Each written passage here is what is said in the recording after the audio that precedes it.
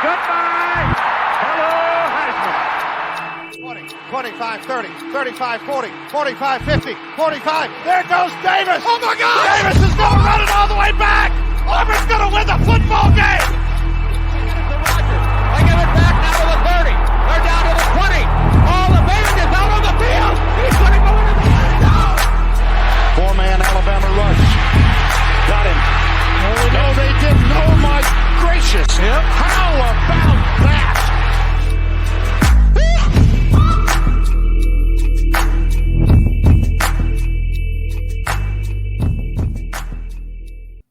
Well, it is another day to say that all football is good football, especially, Trey, when it's a surprise rivalry Saturday. We've got a battle of the ranked Wildcats on a Friday night. Can't wait to break that one down. Same song, different verse with Boston College. We'll talk about the Eagles' surprising non-conference matchup against the Missouri Tigers in Como. And the Graham Mertz Truthers, boy, they are putting in the overtime and racking up the billable hours. Texas A&M is on the road against Florida in the Swamp for their SEC opener. And, of course, we welcome you into another edition of the 3 Tech Pod, a college football podcast at the intersection of the X's and O's and the Jimmies and the Joes, along with Trey Reeves. I'm Mitch Mason. Glad to have you hanging out with us today, tonight, whenever you're listening or watching this episode. We're glad to be previewing Week 3 with you. And, Trey, I posted a graphic on Twitter earlier, the Haynes King, hands over his ears, trying to hear with a bunch of quotes. Oh, Week 3's a boring week. This is the week to do, house chores, go outside, whatever. I'm locked in, man. There are plenty of games that I can't wait to watch. Unfortunately, most of them in the 2:30 slate when you and I will be preoccupied with one of these games, but still, storylines abound, my friend. Yeah, storylines abound. Surprise rivalry Saturday. I thought that was a great name for this Saturday because we've got in-state rivalries. We've got rebirthed rivalries all over the country. We've got Power 5 teams going to in-state G5 teams. Spent a lot of time watching football the last 2 weeks, college football, NFL, and you need to give a little bit of time back. I think there's some windows this week. There's no windows in the first 2 weeks. That's just a general rule of thumb. Maybe you have a wedding this week. Maybe you have something to do. We love all college football. We're going to be watching all weekend, but if you need to sneak something in, there might be a window this week, Mitch. I'm not going to be the one to say that you have to watch every single game this week. I agree. I think I know here at the Mason household, we've got morning plans. I don't know that it's going to encroach necessarily for me on the morning slate of games. The wife's got an appointment across town, but we're going to get brunch in. We're going to hang out, spend some quality time early on in the morning. I will miss whoever Pat McAfee decides to insult as they attempt to kick a field goal on game day. And then I'll settle in. And like I said, I'll be locked in by the 2:30 slate. The night games, I think, have some intriguing storylines as well. But we've got a lot of games that we want to talk about specifically, I think, when we get to LSU, South Carolina, maybe a little bit later in the show than a lot of people think. You said earlier it may have been reading our run sheet, that it was the most confusing game day pick that they've had in a while.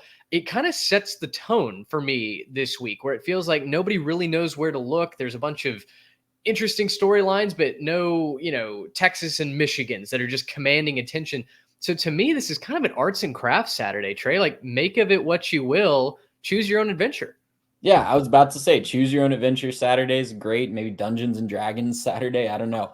It's going to be there's going to be a lot of places to look. And we know from doing this show for a few years, and we know from just watching the sport for most of our adult paying attention lives, that these are the weeks that jump up and get you, right? Like every single time, it seems like we have a lazy Saturday, not a lot going on, not a lot of ranked on ranked matchups. That's when absolute chaos erupts and something weird is going to happen. I don't know where. Could be in Utah, could be in Oklahoma, could be in Oregon, could be in Washington, could be in South Carolina. I don't know. Something crazy is going to happen this week, though, and I'm excited to see where it is.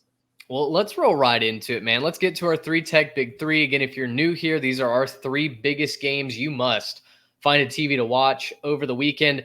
Our 3 Tech Big 3 brought to you by our friends at homefieldapparel.com. If you're watching on YouTube, you can use those codes below. We'll get to Baller Pickleball in a little bit as well. But if you're listening on the podcast side, 3Tech Pod gets you 15% off your first order. Or if you're a returning customer, you can use the link in our bio. Help support the show and help support a fantastic brand, homefieldapparel.com.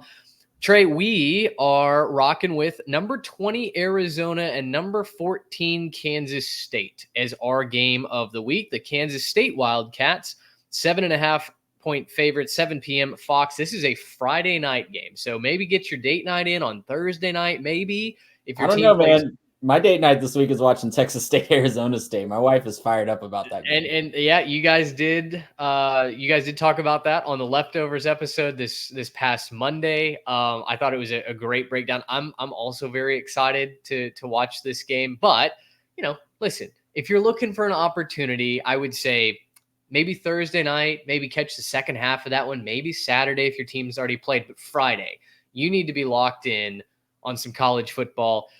Where do you want to start breaking this one down? Because I think both teams have one thing that they're really good at and maybe some questions on the other end of the ball. Which of these Wildcat teams jumps out to you?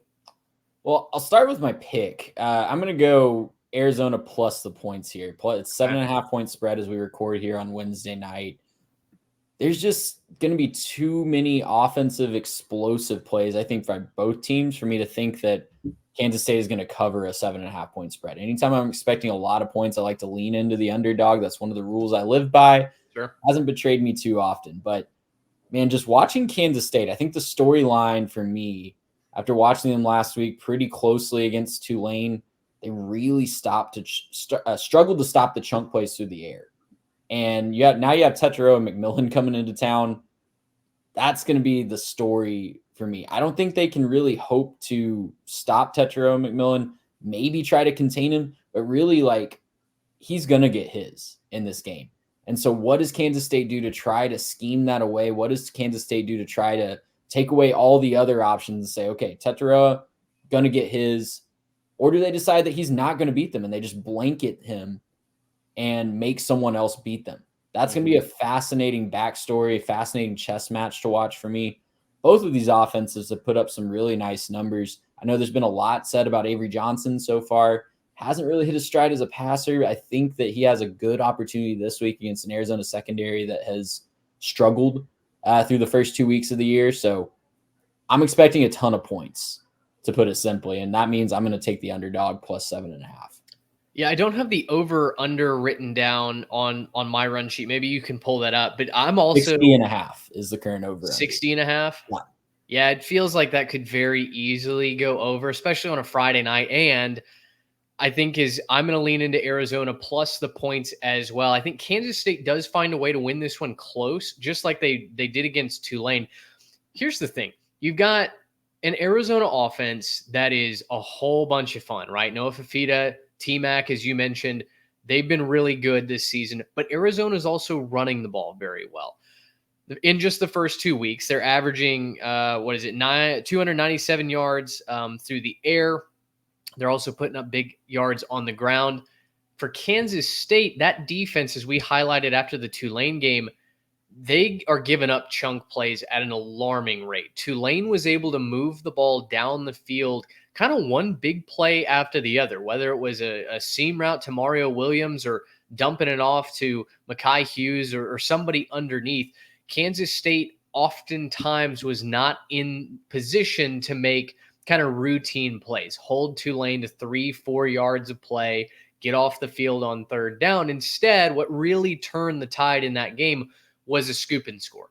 The pressure that they got on Darian Mensah and ultimately taking that ball to the house. And then, late in the game, a questionable penalty goes against the Tulane offense. It kind of ruins all of their momentum when it feels like Tulane's about to tie that up. Anyway, that's a different podcast for a different time.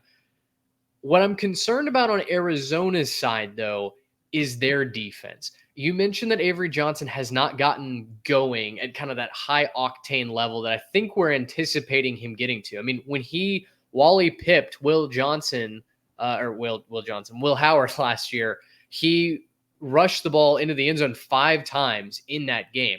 So we know that Avery can really get it going. The problem is they haven't really uncorked him as a passer this season. It's felt like he's been a little bit timid to run the ball with his legs, but this might be the week for Kansas State to get that going. Arizona is one of the worst teams in the country at defending the run, and most importantly, they're one of the worst teams at giving up yards before contact in the country. Again, only 2 weeks, but that's one of the most startling stats that I heard while I was doing my research this week, prepping for this game. Arizona's defensive line is getting blown off the ball. And when you have a rushing attack like Kansas State can bring with DJ Giddens, with Dylan Edwards, and then you've got your quarterback who wants to get loose with his legs as well, I'm really concerned about Arizona's ability to win this game. I think they're going to have to rely on those chunk plays in order to stay up with Kansas State, but it feels a little bit like a recipe from last week where Kansas State maybe is losing part of this game, but they end up sealing the deal this time at home over Arizona. Yeah, it's going to be a fascinating contrast of styles, right? You mentioned it. I think Kansas State is going to want to run the ball quite a bit, test that Arizona State defensive line, test that front seven. And I mean, I think this could be an interesting coming out party opportunity for Avery Johnson too. I haven't been super impressed with the Arizona secondary. There's a lot of depth issues across the whole defense. But then on the other side of the ball, they have the ultimate trump card of the big chunk plays, right? So this is going to be a fascinating game. Really excited. It's in a pretty much standalone window. I can't remember if there's UNLV Kansas also that starts an hour before this one. It's going to be fun. Could be a fun game as well, but pretty much a standalone window to watch both of those games. I'm really excited that I get to put a lot of attention on it. How about the Sunflower State just taking over Friday night this week? Hey, we love it. Absolutely love it. I'm all in. Like I said, I'm going to be locked in on Friday night. So this will be a really fun evening to watch college football. Let's go to the next morning. Let's talk Saturday morning, and we've got number 24 Boston College on the road at number 6 Missouri. Kind of an offensively high line, given what Boston College just did to Florida State. It's the Tigers are 17-point favorites. This is the 11:45 a.m. kick on the SEC network. They're trying to pioneer a new TV window right in between the 11 and the noon hour here Central Time. Trey, I'm on the Eagles plus the 17. I feel like this is same song, different verse. Missouri, I think, is a much better team this year than Florida State. I'm not about to try and compare Missouri and Florida State, but what I do believe in is Bill O'Brien's ability to shorten this game with the rushing attack. Boston College has been extremely effective through their first 2 games at toting the rock. Thomas Castellanos is a fine passer of the football. And when Boston College is able to run the wheel route, for goodness sakes, look out, right? The Screaming Eagles are going to be scoring some points. I think that Missouri does find a way to win this. After all, Trey, they haven't even allowed a single point in 2024 yet. I do think Missouri is going to win this game, but 17, it feels like a lot for a Boston College team that hasn't given me any reason to believe that they can't keep it within 2-3 scores of the Missouri Tigers, who, by the way, haven't really played anybody real. Well, and I've mentioned this a few times, and it bit me last week when I was talking about App State and Clemson, but in these underdog situations, the rolling clock rules are really going to help out that cover opportunity, especially if they can run the ball. And I think Boston College can run the ball and is willing to commit to the bit of running the ball in this game. Yeah, you mentioned Mizzou. Defense has been just lights out so far against Murray State and Buffalo. Obviously not the best competition that they could have faced. A lot of people didn't think Boston College was going to be much of a formidable opponent for them either. But I'm really interested to see that proof of concept under the new defensive coordinator. And without a lot of the guys they lost this year, this is the first formidable test for Mizzou. And we'll get to learn a lot about the Tigers this week, especially if they are able to cover the spread. I'm going to take Boston College to cover the points. I just think that they're going to run the ball too well, take the air out of the football, and it's going to be a relatively close game. Mizzou might pull away late, win by about 10-13, but that's about the max that I see. I think Boston College, veteran team, disciplined team, and they're not scared to go on the road. We saw them go into a hostile environment just a couple of weeks ago and just absolutely embarrass Florida State. So they're not scared of the environment. It might be a sleepy early kick for Mizzou at home. So give me Boston College and the points. And I'm really excited to see just another test for both of these teams. Does this line seem suspiciously high to you, given what Boston College has done and what Missouri has done well against two inferior opponents? But Missouri ain't played nobody yet. This feels strangely high, and I almost leaned into it because, as we've talked about through the multiple years we've done this show, when a line stinks, steer into it, right? How close were you to doing just the same? I do think Mizzou the path to a cover for Mizzou is relying on the big plays through the air, something that Florida State absolutely could not do against Boston College, right? Florida State was very close to making that a completely different ballgame if they just had competent quarterback play and the receivers were on the same page with the quarterback. Yeah. And I think Mizzou's going to have that. I think Brady Cook and that receiver room are in sync. They're not going to be missing a lot of opportunities for the big plays.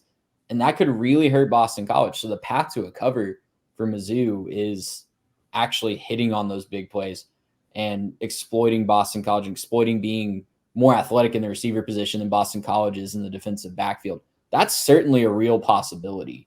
But I don't know, man. The ACC outside of Florida State has surprised in a lot of these little smaller level matchups, right? Like we've got good, some not so good. Maybe it's all reverting back to Florida State at this point, and it's like an inbred feedback loop that we're gonna just look back on and laugh if Florida State loses to Memphis this week. But I don't know. Like Syracuse has looked good, Georgia Tech has looked good in spots, Boston College has certainly looked good. I know I'm naming all the teams that have already played Florida State or adjacent to Florida State, but I think Boston College can keep this within 17. I think they're going to limit the opportunities for the Missouri offense and get just enough done on the ground. They have to capitalize on their opportunities if they do get in the red zone, though. If they bring field goals to a touchdown party, it could get ugly really quickly. Yeah. Louisville's look good. There's another ACC. Louisville's look good. Yeah. There you Cal go. beat Auburn last week. They're an ACC team. That's right. That's right. Boy, it took an extra second for my mind to comprehend that. We won't talk about the ponies of SMU, who are also allegedly an ACC team. We're both on Boston College. We're both on Arizona. I don't know if you should be concerned or really hopeful because I went 3-0 last week. You had a great week last week. So fade Mitch, in the past has been a decent strategy, but this week I'm leaning into it.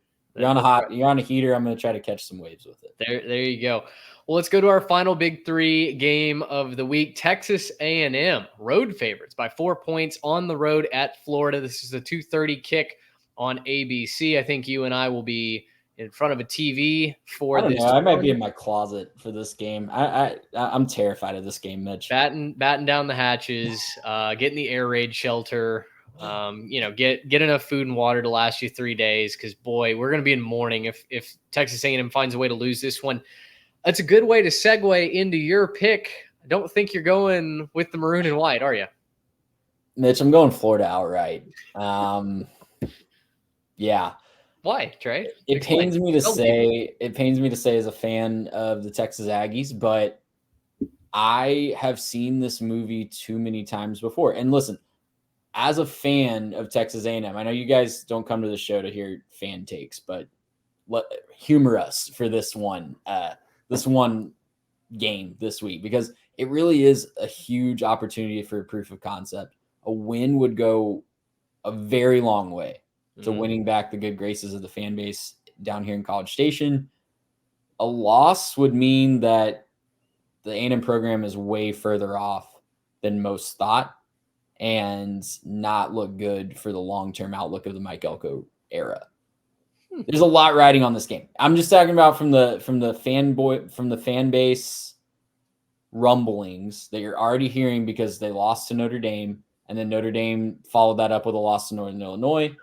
This town is ready to light something on fire. I'm just going to tell you that right now, being amongst the people down here. It is not a pretty sight, and there's a lot of angst and a lot of anticipation for this game, and it's really nerve-wracking. And Mitch, I'm really trying as a fan not to put the sins of past Texas A&M coaches onto Mike Elko. That's not fair to him. This is his era. This is a new regime. He deserves every opportunity to have me give him the benefit of the doubt. But gosh dang it, I've seen this film before, and I didn't like the ending, to quote T. Swift. Going into an opponent's house with a coach on the hot seat, maybe a flashy new quarterback that gets a few plays here and there. We'll talk about Graham Mertz and DJ Lagway here in just a second, because you're right. Off the top, you said the Graham Mertz truthers are out in full force this week, and that's the weirdest segment of the college football internet to me. I don't get it, but you guys do you. I've seen this movie too many times before. I saw it with Les Miles at LSU. I saw it with Ed Orgeron at LSU. I saw it with a lame duck Mac Brown. If you want to go all the way back to 2011 with the last A&M Texas game, A&M loves to save jobs in this situation. And a flashy new quarterback that might get a little run just makes it even worse for me. It's a PTSD pick, Mitch. I'm going to full on say that. It's a PTSD pick. But I'm going to take Florida outright. It does smell a little bit like Shea Patterson burning his red shirt in 2016, 2017. Another great example. Will Rogers, or was it Will Rogers back then? I think it might have been the week before that. Who was the quarterback at Mississippi State? The state of Mississippi just ran roughshod through Texas A&M in 2016. Yeah. Oh, are you talking about the quarterback that we could never beat? Yeah. I cannot remember his name. I can see his face, but I'll look that up when we go to the next segment for sure. But yeah, it smells to put it mildly. I'm on Florida +4 as well. I am going to pick Texas A&M to win this game because, quite frankly, I believe they're the better team. Period. Full stop. Texas A&M is the better football team than the University of Florida. They are better coached. I think they have better athletes, not necessarily at the wide receiver position. That might be the one area that I favor Florida, but everywhere else, I give the momentum and the talent advantage to Texas A&M. Like you said, though, Billy Napier's a lame duck coach. He's a dead man walking. We know this. There's no secret that Billy Napier will not be employed at Florida at the end of this year unless he doesn't lose a game basically from here on out, right? Graham Mertz is going to start. I think that is the 16th death nail in the coffin for Napier. You watched DJ Lagway absolutely torch an opponent last week. I don't care that it was Samford. It was a real living, breathing team in another jersey. That was the perfect excuse to go, Graham, thank you for your service, and put him out to pasture. Instead of turning the franchise over to your 5-star quarterback that chose you when there was no reason to choose the University of Florida, that decided that he was going to hitch his wagon to Billy Napier, instead of rewarding that and going with the 400 and whatever yards that DJ Lagway put up, Napier is going to do a 2-quarterback system. Trey, how did that work for SMU against BYU this last weekend? Not great. Not that great. Not that great. If Billy learns anything this week, I pray that he learns that going with the more talented quarterback in this day and age of college football is always the better choice. Graham Mertz is not your key to success to beating Texas A&M.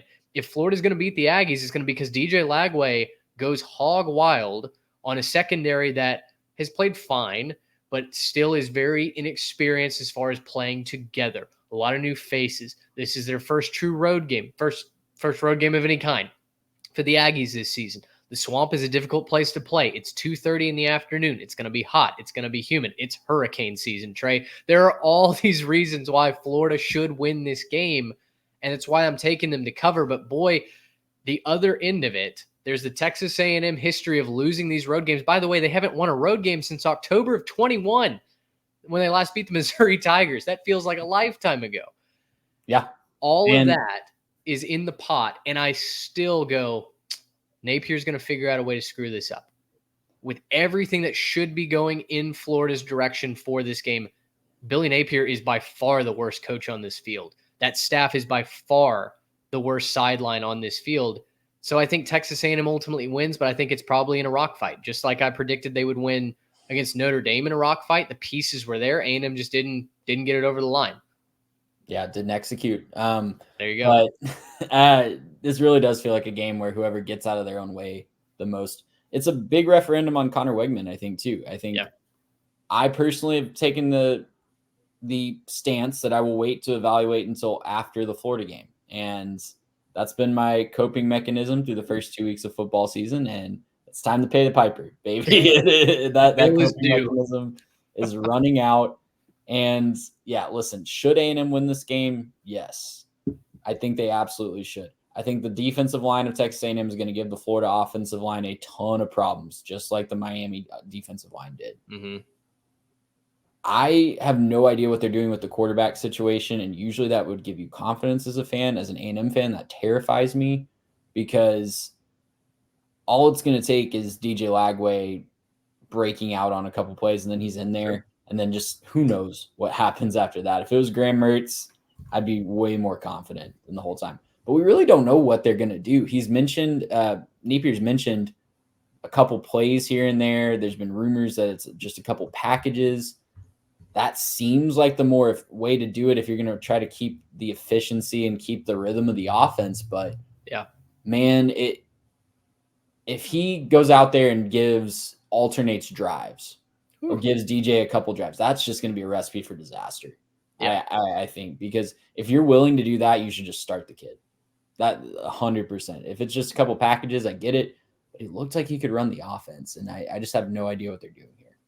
What else do you need to see from Graham Mertz? What else do you need to see from DJ Lagway to give him a chance? I mean, it defies the logic of a coach on the hot seat too, right? Because if you're on the hot seat and you're looking for something to pitch to your bosses to say, hey, give me one more year, you want to play the young kid that you can pitch on the future on, right? That would seem to be the logical choice, not run the older fifth-year senior into the ground and go off not firing your best bullet.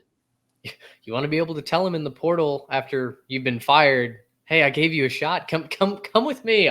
I'll take care of you at this new destination. We'll ham and egg this. Boy, that was cathartic. I will say I didn't expect to stand on my little soapbox, but I did. I will say this.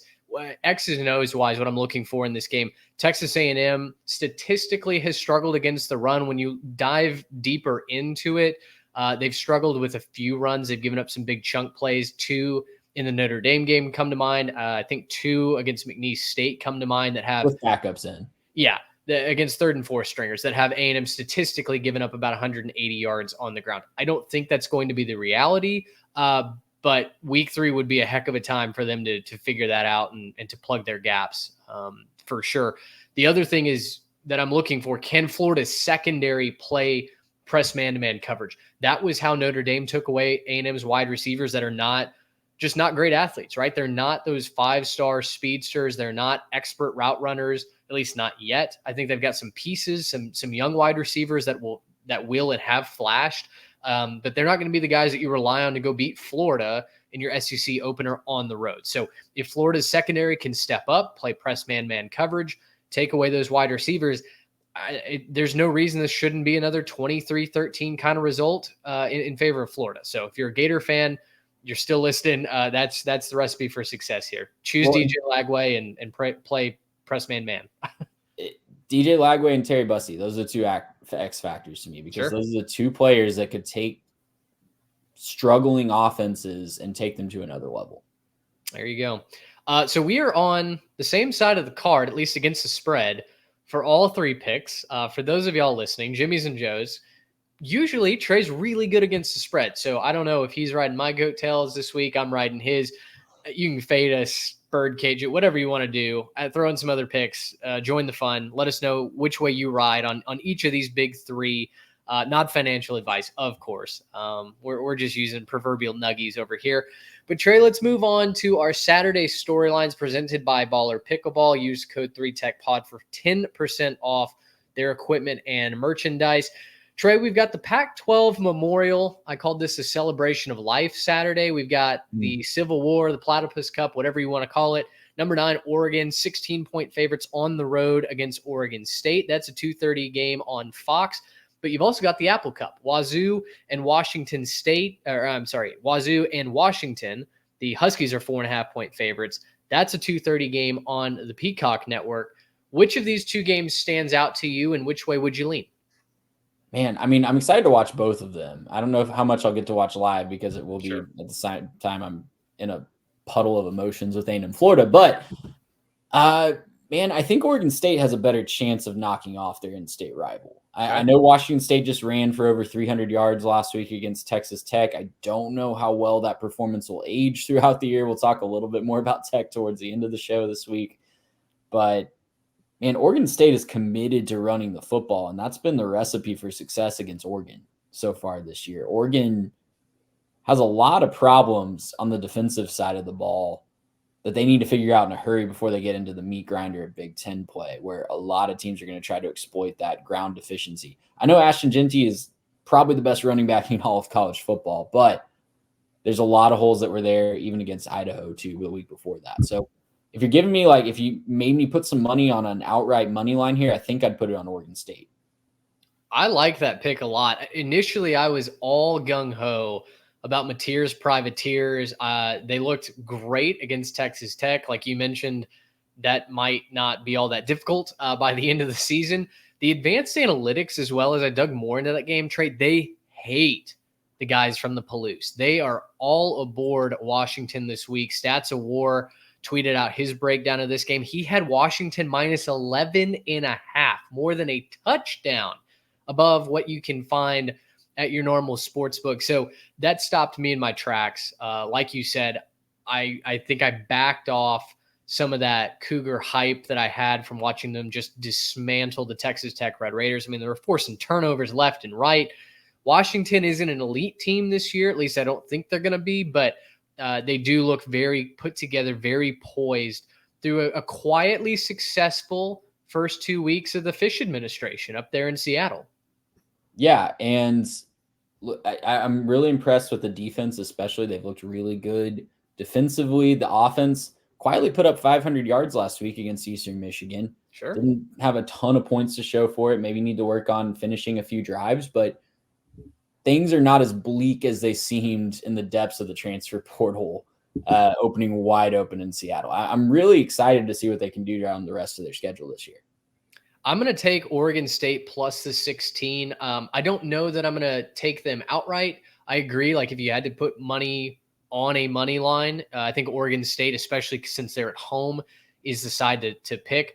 I just need to see what Oregon has as far as an identity goes. I mean, they didn't exactly bully Boise State in the trenches. They gave up all the yards. Special teams touchdowns. Yes, they needed 14 points. I mean, you have that kind of result on, the college football video game, and I almost feel like it's a cheap win, right? Like, how much more does Oregon feel about, frankly, getting out-muscled at times by Boise State? Now, the pass defense, I think, looked fine. They held Madsen to, a respectable total. He might have thrown for less than 50% completion rate. It wasn't great through the air for the Broncos. So the secondary looked a little bit better, but still, I watched the defense as a whole, and I texted you guys this as I was rewatching that game. I felt like Oregon was missing some real X factors on defense. No one seemed to be stepping up to make a play when the chips were down. The special teams touchdowns truly bailed them out. So I want to see what the offense looks like. I need to see them stop the run. Jeanty looked like a Heisman finalist for sure, and Oregon State's going to try and do the exact same thing this week. To me, very, very similar recipe to other upsets that we've called, Trey. If you can be at home, play decent defense, and run the heck out of the rock, very, very good chance that you're at least within striking distance to upset your rival come the fourth quarter. Yeah, and that's the recipe, right? That's the recipe. Eat that clock up, use that running clock to your advantage, and see what happens when you're in there in the fourth quarter. Let's go to College Game Day in Columbia, South Carolina. Number 16 LSU, 7-point favorites against the Gamecocks, 11 a.m. ESPN. Trey, when I walked into work today, one of the doctors looked at me and went, "So how good is South Carolina? Like, are they a darling this year?" And I looked at him and went, "No. Are you kidding me? Everyone wanted Shane Beamer fired 2 weeks ago after they nearly lost to Old Dominion. And then they go in and trounce Kentucky, like Kentucky is Nick Saban's next great project. And suddenly South Carolina is a top 25 team on people's boards. And they've got Lenora Sellers and that offense being really, really dangerous, even though Sellers missed a good chunk of that game with I don't know if it's a hamstring injury. It was a leg injury, kind of tweaked something. They've got that defense being the next best thing since the 85 Bears and Dylan Stewart. You have, I don't know if they're actual draft scouts or just kind of like Pro Football Focus making up quotes, saying that people are already saying after 2 weeks of his true freshman season that they would take Dylan Stewart top 10 in this draft class. Trey, it seems like everyone is just riding the high. It's like one of those, Doge coins or whatever, and I'm just waiting for the pump and dump. I am waiting to laugh out loud when South Carolina loses by 24 to one of these teams on their schedule. Their schedule's brutal, man. They're not making a bowl game this year, I don't think. It wouldn't surprise me. I mean, they're +1 right now in games that I would have expected them to lose before the season. Sure. So hats off to them for that. But it took maybe the most inept half of offensive football that I've ever seen. That second half that Kentucky put on the field was just absolutely atrocious. Their possessions, if I may, were just Kentucky punt, pick six, interception, turnover on downs in the second half. It's brutal. Not great. I think the pick six and the interception were thrown on back-to-back passes too, if I'm not mistaken. They were. Yes, indeed they were. They were back-to-back drives, not back-to-back passes. Oh, okay. But yes, back-to-back drives, not great from the efficiency. You quoted Parker Fleming at Stats of War on a previous pick. They were one of the lowest net success rate. They actually had a lower net success rate than South Carolina in that game. So that score, if you're just looking at the score, yeah, they won 31-6. Than Kentucky, you mean, right? South Carolina had a lower net success rate than Kentucky. Yes, apologies. Not sure what I said, but yeah, they had a lower net success rate than Kentucky, and I just read you Kentucky's offensive drives. So that being said, I am not confident with their defense, especially. The defense looked great against a really inept offense in Kentucky. The LSU offense, if you recall, has looked much more put together the first 2 weeks. I know they struggled to put away Nichols in the second half. They did score 21 straight to kind of exercise some demons a little bit there, but the LSU offense, I think, is just going to be much too much for South Carolina in this game. I don't think they're going to be able to stop them consistently. And yeah, 7 seems like too low of a number to me. I think that's a little bit of overreaction, trying to bait some people that just saw the score of 31-6 last week. In my mind, I don't know. Like that smells weird. I know we like to lean into we're never going to learn our lesson. We should lean into the smelly lines, but that one just seems too juicy to me. My favorite part of that is just our ability to call it out. We're really good at saying, you know what, that line, that's a funky line, but surely not this time. I mean, surely Illinois' offense looked, to me, atrocious. They had so many potential turnovers. They're not beating Kansas, right? And then lo and behold, they forced 3 turnovers of Jalen Daniels, and the Illini walk out of that stadium with a win that night. Listen, South Carolina has every ability, I believe, to win this game. Are they a talented team? Yes. Do they have a good home field environment? Also, yes. Is their opponent an elite, unstoppable force? No. All 3 of those things absolutely work in favor of South Carolina, who's been known to knock off some good opponents at home. They've got the momentum. They've got the belief after absolutely undressing Kentucky from last week. But, like you said, the math, the X's and O's, the advanced analytics, all of that say hold your horses on South Carolina. If they can beat LSU, then maybe there's enough belief. And I'll be a believer in South Carolina finding a way with Shane Beamer, dark magic, maybe using a Bieber song. I don't know, but I'll be a believer if they can beat LSU. But Mitch, what is their bread and butter offensively? What do they need to do to be successful offensively? I don't know that they have a bread and butter right now. If you had to pick run or pass, what do they need to be able to do well? I would say run. I would agree. And do you know how many yards they had on the ground last week against Kentucky? 75. 79. My goodness. Close. Yeah. So great Price is Right victory there. And, maybe they just only carried it a couple times. No, it was on 35 carries. So a healthy 2.9 yards per carry there. For the Fighting Gamecocks offense. So that was with Robbie Ashford coming in and, spreading everybody out and then still trying to run. I don't think South Carolina has an offensive identity. I think they're a lot of fun on defense, and boy, they capitalized on some terrible mistakes from Kentucky. I mean, they were facing a coach who looked at that game film and went, no, there's not really any way we can improve. That's kind of the bummer part of all of this. So listen, South Carolina, Godspeed, my friend. I would love to see the Gamecocks beat LSU this weekend. I think it would just be a really fun game to go back and watch after the fact, and I think it would create a fun storyline as well.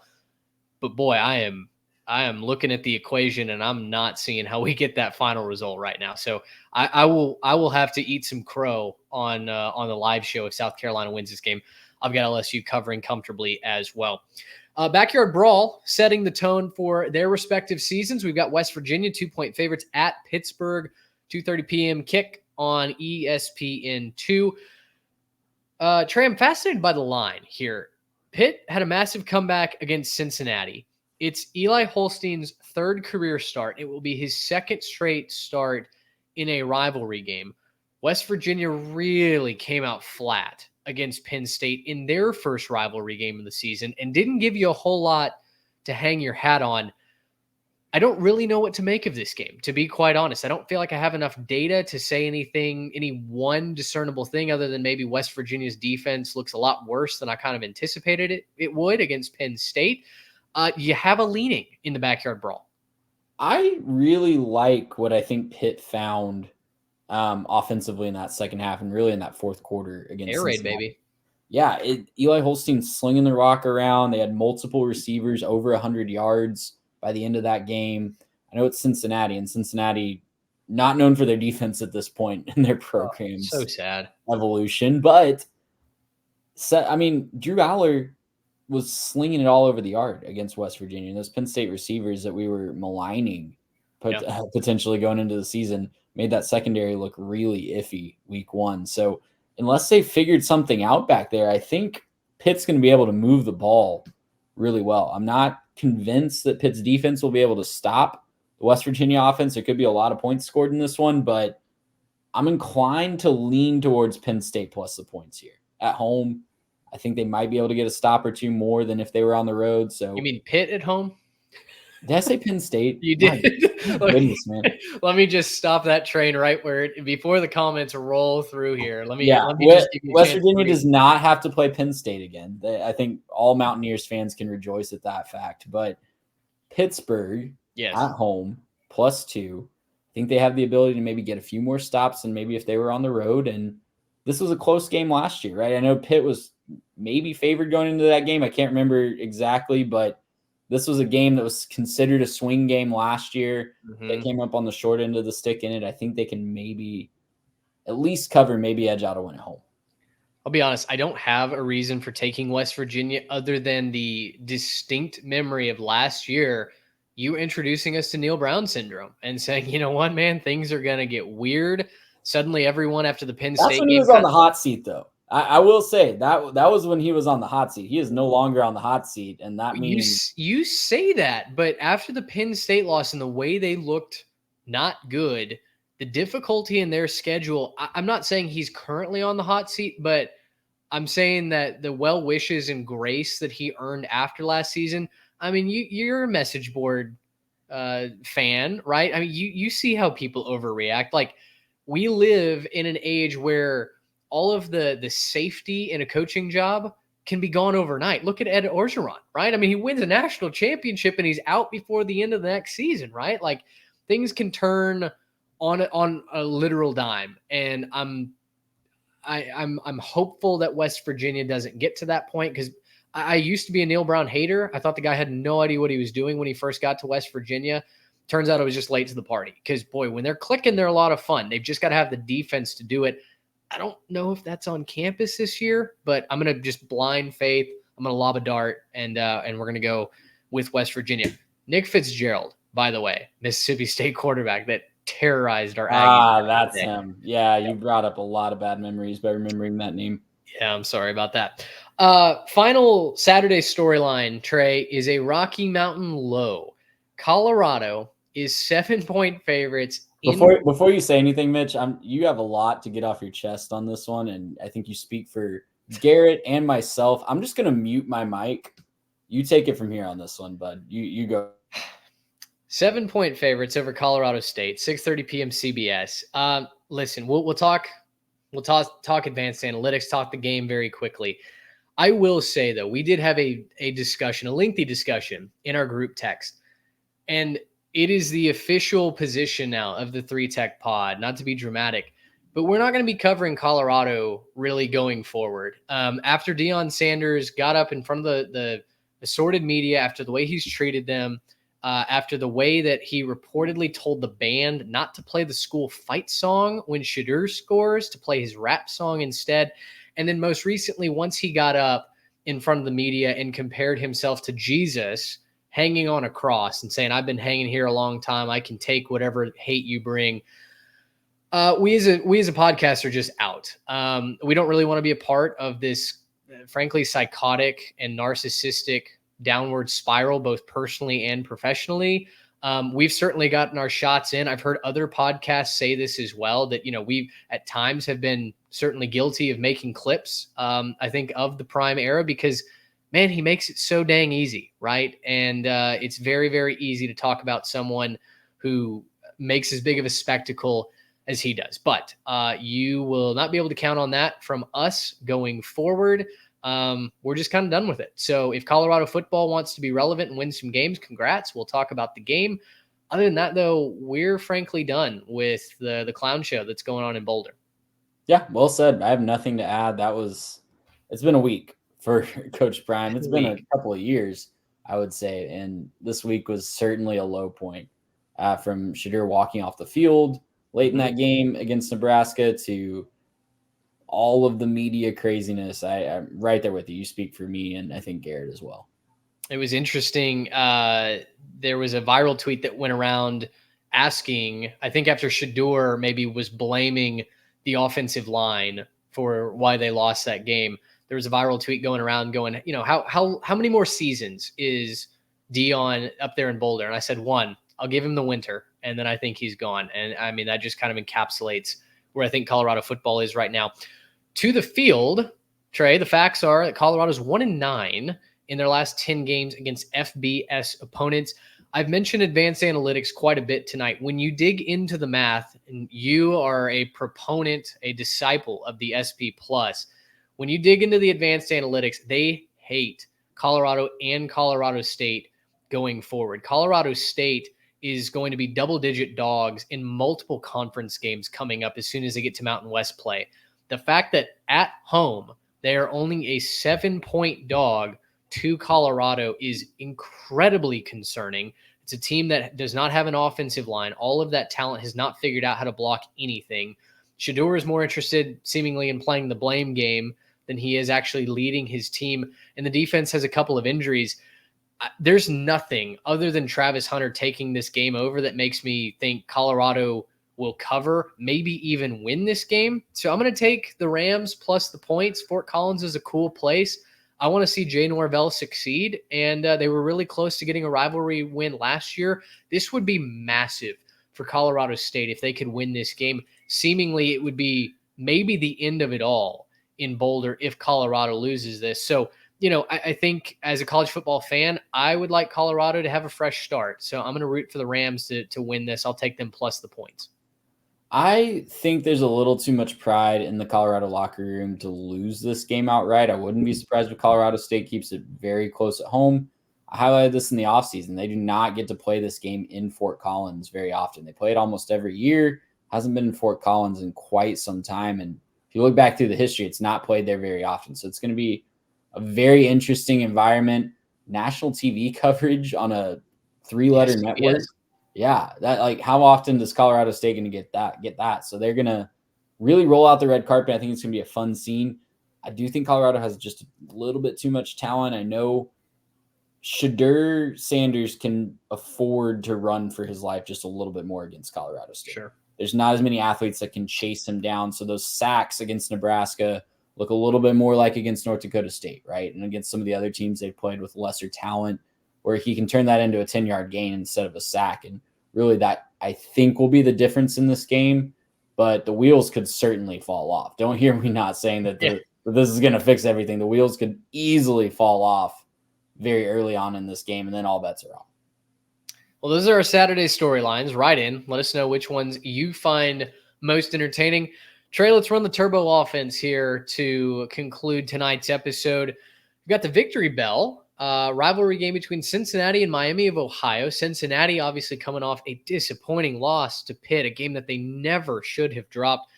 And they're taking on Miami of Ohio, a Red Hawks team whose defense has actually been, well, statistically average. They've played one game. They lost to Northwestern. But the series is tied 60-60-7. Cincinnati is an early 3.5-point favorite in this game. but the Red Hawks are off of a very weird week 2 bye. Cincinnati may still be battling some mental demons after blowing it against Pitt last week. I'll be honest, I've got a feeling that the Red Hawks make it 2 in a row. Yeah, they won this game last year. It's a Cincinnati team that doesn't seem like they've solved a ton of their problems from a year ago. So I'm really interested to see how Miami performs at home. Little disappointed in how they showed what they showed offensively against Northwestern. I know Northwestern can be plucky defensively in games like that, but expecting them to put up more than 6 on the board against the Wildcats. So little nervous about the offense. Could be a get-right game for the Cincinnati defense, but yeah, why not? Let's pick the Red Hawks to get 2 in a row at home. Memphis at Florida State. The Seminoles are 6.5-point favorites. This feels like a sucker bet. You are asking the question, is this a must win for the Tigers to maintain their playoff hopes? Because we know the Noles aren't going to the playoffs. Yeah, I mean, is this looked at when you are really hyper analyzing resumes at the end of the year? Let's say that Texas State beats Arizona State Thursday night, and Arizona State goes on to win a few games in the Big 12 and looks competent down the stretch. Memphis goes 11-1 but loses, and Texas State goes undefeated. Memphis goes 11-1 but loses to Florida State, and that looks like a loss to a non-bowl team at this point. Is that held against Memphis? As crazy as that sounds, for losing to potentially 5-7, 6-6 Florida State team, I don't know, but I kind of don't know that we're going to live in a world to find out. I wouldn't be shocked if Memphis wins this game outright. Because, Mitch, have you seen the clips that have gone viral at Florida State practice? Oh, the water gun fight. Oh, yeah. Super Soaker right behind DJU as he's doing some weird toss drill. There's a lot going on in those clips, but it doesn't look like, to the untrained eye, it doesn't look like a lot of fixing of very real problems is going on in those out-of-context clips. You can almost hear a wee as the coach darts behind the player, right? Yeah, our friend Liam at No Context College Football, his like 3-second clip of just DJU clapping his hands and then the coach running with the Super Soaker. Like, I feel like the larger clip that's like 20 seconds, it gives full context to everything that's going on. You see the full drill.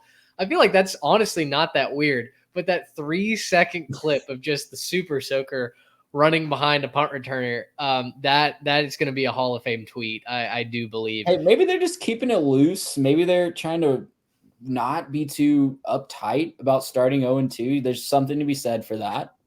Players coach, I guess. There was nothing in that clip that I saw was uptight about being 0-2. That's for sure. I do think in that scenario, getting back to your question, yeah, if a G5 team not named Memphis goes 12-0 and Memphis's only blemish is this loss, then no, they're getting left out of the playoff. That's for sure. I think when it becomes interesting is if there are other 11-1s, maybe a 10-2 that's on this record, but a decent strength of schedule. Then for me, that really becomes it's a cop out, but I think you just have to wait till the end of the season. You have to see all the data, compare the full resume. Memphis, I think, will get a lot more run out of a win in this scenario than a loss because they are still a touchdown dog in the end. This is still Florida State. They still have a fantastically talented roster. I believe they're coming off a bye. Florida State is still expected to win this, no matter what the records currently say. But if Memphis can pull this off, man, sky's the limit, I think, for the Tigers. And Seth Hennigan, man, we'll see if Memphis can put up enough points. Remember, the issue with Memphis is they are like a generational half team in the group of 5. They can't stop a nosebleed. So maybe it's a potential get-right game for the Noles. I don't really know what that looks like for DJ Uiagalelei and this offense, but maybe we'll see it against Memphis on Saturday. Is Oklahoma on upset alert? Tulane took Kansas State down to the wire last week. Now they travel on the road to Norman.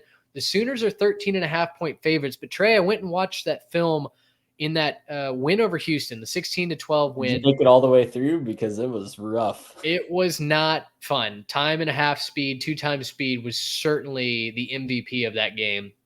Oklahoma's offensive line is not good right now. We told you that going all the way back to the spring, that, man, it is really, really tough. I don't care who your offensive line coach is, to get a unit to gel that quickly. The defense, I think, looks fine. I'm not concerned about the Oklahoma defense whatsoever. Jackson Arnold is young. He's going to make mistakes. I saw a bunch of critiques over Seth Luttrell's offensive scheme. Guys, the issue I don't think is the scheme. I think your offensive line just isn't blocking for a young quarterback that needs that extra half second to make a decision. He's going to learn. He's going to grow. You guys were telling us in the offseason that Jackson Arnold was the next Heisman winner. So I fully believe that Arnold is a very solid quarterback. He just doesn't have any protection right now. And at times, Oklahoma's struggling to run the football as well. It's difficult. You talked about Tulane's D-line teeing off against Kansas State last week. I think they could pose problems for the Sooners this week. It feels like maybe this is a game that Oklahoma finds a way, hopefully, to pull away late. But based on what I've seen on the field, I'll take Tulane in the points.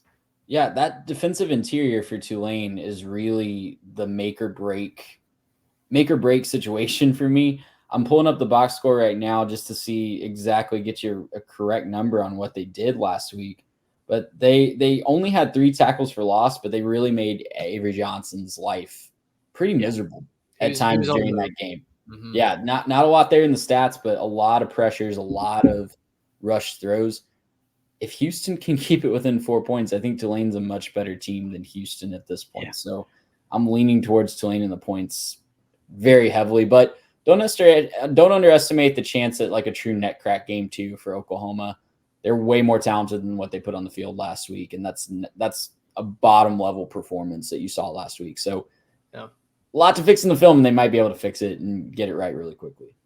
For the first time on this show, we're going to Dowdy-Ficklin Stadium, East Carolina hosting App State.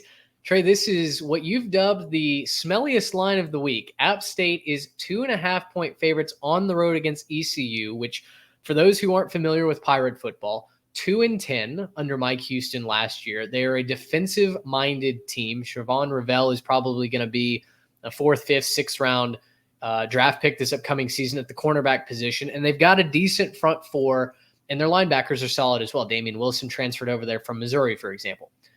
Their issue is that they cannot score to save their lives. Holton Ahlers was there slinging it from the southpaw side for a long time. Offense scored, I believe, 17 and change as an average last season. And this year, Jake Garcia, the well-traveled Jake Garcia from Miami and Missouri, currently leads the country, Trey, in interceptions thrown. He's thrown 7 in 2 weeks. Why is App State only a 2.5-point favorite? I guess it's the defense. This is a true object that can't move versus a force that can't stop anything situation. Defense did not look good against Clemson last week. Barely put up a fight. It was a blitzkrieg by Cade Klubnik and company. I'm guessing that's why the line is so low, because that's fresh on everyone's minds. But App State is the way better team, right? I know you have a soft spot for the Pirates, but App State is the way better team even on the road, right? Yes, I'm fully on board with App State. I'm going to be rooting for the Pirates just because, I've grown to love them. That's who I'm playing with on College Football 25. A lot of fun. I think it's a program that could easily be turned around. And if they do, a lot of resources, a lot of recruiting pipelines, no reason that ECU can't be really good at football. But I'm going to take App State minus the 2.5 here. We don't really have to mention Georgia and Kentucky all that much. The Dogs are 24-point favorites on the road. Trey, that offensive line for Kentucky was so bad last week against South Carolina. The Bulldogs might make Kentucky's equipment staff scrape them off the field with a spatula afterwards. I'm very concerned about Mark Stoops in the program after this game. I think it's Georgia by 30 plus, to be quite honest, if Kentucky can't spark some more offense than what they showed last week. Yeah, if the offensive line plays like they did last week against South Carolina, I'm concerned for the quarterback's safety at this point against Georgia. It's not going to be pretty. If they're going to have to find some big fixes in a hurry. And if you heard Mark Stoops last week, he did not sound confident about that in the post-game press conference. Gavin Wimstad's just running for his life going, why did I leave Rutgers again? Could be a long week for the Wildcats. Hoosiers 3-point favorites on the road in LA. It's happening. 9 Indiana is back. Trey, I take your victory lap. It's early. It's week 3, but boy, Indiana looks good. They looked good putting up 77 last week. This is an upset that I circled on my potential calendar back in like June, I think. I'm shocked to see that they're favored. I'm not going to lie. I know UCLA has only played 1 game and they really didn't look great out on the islands in Hawaii, but I was still surprised to see Indiana favored. It felt really good. It felt really validating for my preseason takes on the Hoosiers, but this is a big test. They still had a big talent disadvantage on paper. Very big litmus test for both of these teams, both first-year coaches, to see who's actually heading in the right direction. Yeah, I agree. I like the Hoosiers here as well. They're in a rhythm. They're in a routine. UCLA, not much film to look at. It was on the islands, like you said. They had a bye week in between. Yeah, we'll see what the Bruins can do. It might be a long season out there for the rivals of USC. Shootout in Lubbock? ? Texas Tech and North Texas play in the Infirmary Ward Battle of the Week. The injury report for both of these teams felt like it was a mile long. There was one Red Raider insider that joked this needed to be played in the parking lot of their local hospital out there in Lubbock. I don't necessarily have a leaning one way or the other. Neither team has really played defense this year. North Texas has lost a number of starters to at least week-to-week injuries. They lost one of their running backs to a compound fracture in his leg. You absolutely hate to see that. Tech's issue is not scoring points, it's stopping people, but I feel like at home, maybe the Red Raiders find a way to win that. That shouldn't be a hard decision given where we thought Texas Tech would be this year, but here we are. Yeah, it shouldn't be, but it all of a sudden it does feel up in the air, doesn't it? Because if UNT can control the ground game, they are going to put up points, as we've seen that 2 weeks in a row against the Red Raiders. I think the Red Raiders win this game. I think it's a good get-right opportunity for Joey Mack and company, but man, you have to, right? Like if you find a way to lose to North Texas, the wheels are just going to completely fall off the wagon. Tell me about Central Florida and TCU. This has been a game that you've been really excited about this week. The Knights are 2.5-point favorites. Are they in Fort Worth? Is this game in Fort Worth? Or game is in Fort Worth. Okay. So road favorites. The Knights are 2.5-point road favorites. And I'm wondering if Ashton Daniels kind of gave the blueprint to what's the vulnerability of TCU's defense in week 1. I know TCU looked a lot better. They were playing Long Island, I think it was, last week, so not exactly formidable competition, but TCU had some holes in the defense against Stanford a couple weeks ago on a Friday night out in Palo Alto, and I think UCF is a more talented team than Stanford. This could be a chance for the Golden Knights to truly have a coming out party in the Big 12. They found a way to a bowl game last year. I've been really high on the talent that they brought in through the transfer portal, KJ Jefferson and all the other weapons that they brought in to help them out. This could be a game where UCF racks up a lot of rushing yards and chews that clock and gets out of Fort Worth with a victory. It wouldn't shock me at all. I think I'm going to lean TCU in the points, actually, even though I've picked UCF multiple times throughout the year. I think it's going to be a close back and forth game. But, when rubber hits the road, I'm just not sure if I can pick UCF on the road just yet. Yeah, this feels like one that TCU pulls out. One of those games that did not go their way last year that it just statistically the pendulum just swings the other way. The pendulum has to swing the other way, right? So I'm on TCU. I'll take Riff Ram plus the points. Utah and Oklahoma State, as you point out, they're visiting in-state G5 programs. Care to explain? Yeah, this is one of my mantras. When a power conference team goes to a G5 stadium, you have my attention, and spicy things are probably going to happen. I know you had Tulsa as your outright upset last week, and I think they just fell short of that. Just fell shy against Arkansas State. But yeah, I'm pulling up the lines right now. Utah is a 20-point favorite. I've heard that Cam Rising has a chance to play. I don't know if they'll risk it against Utah State. That could certainly open up some more opportunities for that to be a close game. And then Oklahoma State at Tulsa is a 19-point favorite. So interesting opponents. I think they'll be thoroughly outmatched talent-wise, both of these programs. But weird things happen, man. When you go to a G5 stadium, it can get away from you in a hurry in front of fans that aren't used to having that caliber of opponent in their stadium. That's fair. That's fair. I like the storyline, so we'll be paying attention to that. Surprise rivalry Saturday, baby. That's right. Surprise rivalry Saturday. Not a surprise rivalry, just a rivalry. The Bayou Bucket. Houston only managed 12 points last week. Rice had a shocking loss to Sam Houston back in week 1. You and I think had been pretty high on the Rice Owls this year. Mike Bloomgren steadily improving the team by 1 win each and every season. Felt like Rice had a really good shot to go 7-5, maybe even 8-4 if they really reach their full potential. That first week loss to Sam Houston was staggering. That was a blow to the 8-4 campaign for sure. The fact that it was a blowout was really surprising. Yes, absolutely. Which side of this do you like? I believe Houston favored by 4 in this. I like Rice in the points. I think this is going to be the ugliest game of the week from just a watchability standpoint. And Rice won this game last year. They did. It's kind of the reason that Dana Holgerson started to get pushed out the door. Crazy game. Yeah, it was a wild game that Rice found a way to win. I think it's not as offensively aesthetically pleasing this year, but I think Rice can find a way to get another win. I don't know if it was offensively pleasing last year. Houston played no defense. Rice was up 28-0, and then blew it. Gave up the entire lead, and they go to overtime. It was more chaotic, I think, than aesthetically pleasing. But that's very fair. Yeah, the popcorn was popped for that one. It was an interesting ride watching that one. All right, well, that'll do it. Turbo offense, call it. That'll do it for our week 3 preview here on the 3 Technique. Write us in. Let us know which side of these games you're on, which game you're most looking forward to watching to Friday, Saturday, maybe if it's Thursday night and you've listened to this right as it's come out. We'd love to have you subscribe, follow our Substack as well. You can just Google @3TechPod. You'll find all of our social media. You can also, if you are following on one platform, head on over, find our link tree, all of the links to our platforms, YouTube, Spotify, Apple, also in there.